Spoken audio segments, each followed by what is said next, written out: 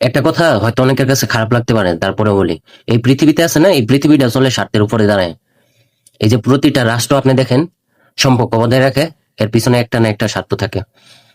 তো আপনার জীবনে চলার পথেও প্রত্যেকটা পথে পথে আপনার পিছনে একটা স্বার্থ থাকে, আপনার নিজেরও একটা স্বার্থ থাকে, আবার আপনার দিয়ে অন্যজনের একটা স্বার্থ থাকে।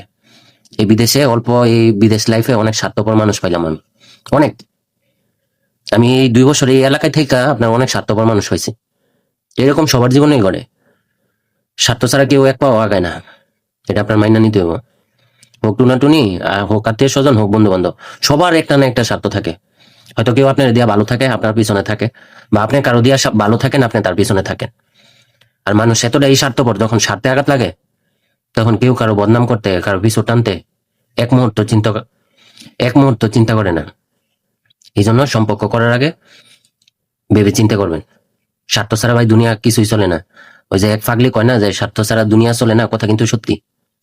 আমি যদি ভুল বললে থাকি তাহলে কমেন্ট করেন কেউ।